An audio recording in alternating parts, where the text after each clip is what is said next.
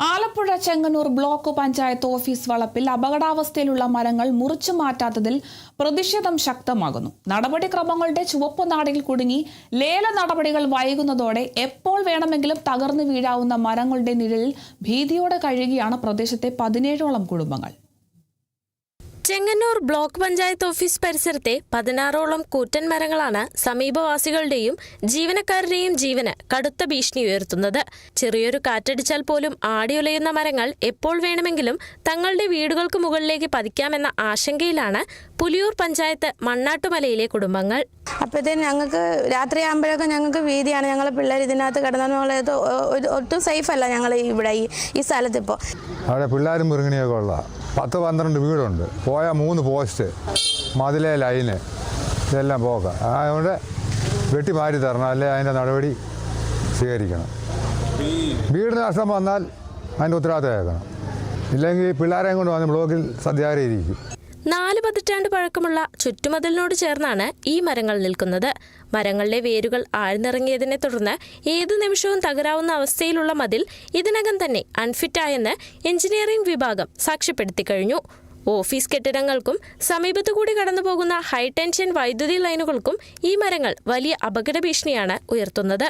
പ്രദേശവാസികളുടെ പരാതി ലഭിക്കുന്നതിന് മുൻപ് തന്നെ പുതിയ ഭരണസമിതി അധികാരത്തിൽ വന്നപ്പോൾ തന്നെ ഈ മരങ്ങൾ മുറിച്ചു മാറ്റുന്നതിന് വേണ്ടിയുള്ള നടപടിക്രമങ്ങൾ ബ്ലോക്ക് പഞ്ചായത്ത് എടുത്തിരുന്നു. അപ്പോൾ നമുക്കിത് മുറിച്ചു മാറ്റുന്നതിന് ബ്ലോക്ക് പഞ്ചായത്ത് ഭരണസമിതി അടുത്ത അടിയന്തരമായിട്ട് കമ്മിറ്റി വെച്ചിട്ടുമുണ്ട്.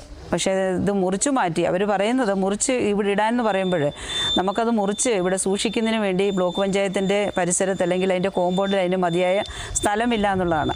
അഥവാ ഇതിൽ നിന്ന് എന്തെങ്കിലും ഒരെണ്ണം നഷ്ടപ്പെട്ടു പോയാൽ ഇന്നത്തെ ഭരണസമിതിയും അതിൻ്റെ ഉദ്യോഗസ്ഥരും അതിൻ്റെ ബാധ്യത ഏറ്റെടുക്കേണ്ടതായിട്ടും വരുന്നു. വലിയ ബാധ്യതയായിരിക്കും ഏറ്റെടുക്കേണ്ടി വരുന്നത്. കാരണം 9,19,211 നമുക്ക് ഫോറസ്റ്റുകാർ ഇട്ട് തന്നിരിക്കുന്ന വാല്യുവേഷൻ തുക.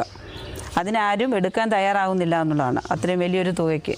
2022 മെയ് മാസത്തിൽ മരങ്ങൾ മുറിച്ചു മാറ്റാൻ ബ്ലോക്ക് പഞ്ചായത്ത് പ്രമേയം പാസാക്കിയിരുന്നു.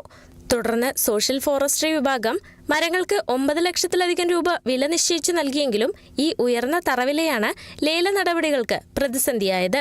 വനം വകുപ്പ് തുക പുനർനിർണയിക്കാൻ തയ്യാറാകാതിരുന്നതോടെ 3 തവണ ലേലം വിളിച്ചിട്ടും പരമാവധി ലഭിച്ചത് 3.81 ലക്ഷം രൂപ മാത്രമാണ്. ഏറ്റവും അപകടകരമായ 2 തേക്കുമരങ്ങൾ അടിയന്തരമായി മുറിച്ചുമാറ്റാൻ LSGD ജോയിന്റ് ഡയറക്ടർ നിർദ്ദേശം നൽകിയിട്ടുണ്ടെങ്കിലും അന്തിമാനുമതിക്കായി ജില്ലാ ദുരന്ത നിവാരണ അതോറിറ്റിയുടെ ഉത്തരവ് കാത്തിരിക്കുകയാണ് അധികൃതർ.